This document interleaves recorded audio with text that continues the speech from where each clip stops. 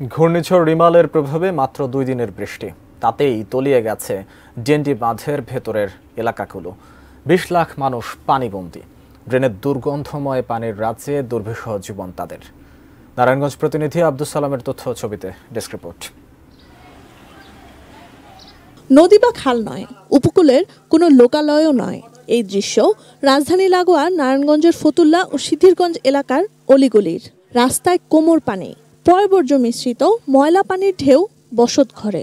ডুবে গেছে মসজিদ, কবরস্থান। শিশুদের স্কুলে যাবার উপায় নেই।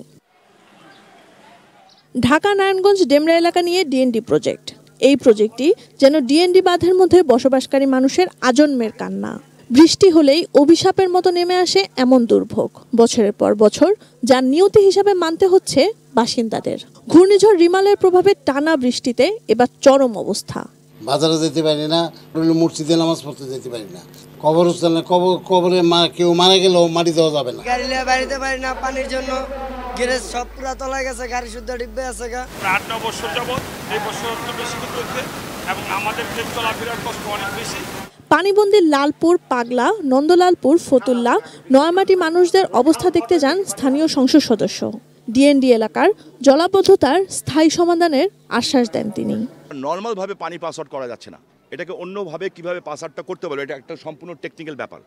এবং আমাকে বলা হয়েছে যেটা স্পেশাল প্রজেক্ট করে ঢাকায় অলরেডি পাঠানো হয়েছে। আমার বিশ্বাস, আমার যেমন আমার এলাকার প্রতি টান আছে, ওনাদেরও এই বাংলাদেশের সব এলাকার প্রতিও টান আছে এবং এই সমস্যার সমাধান ওনারা করে দেবেন ইনশাল্লাহ। Sanjida Sylvia, desk report, ATN news.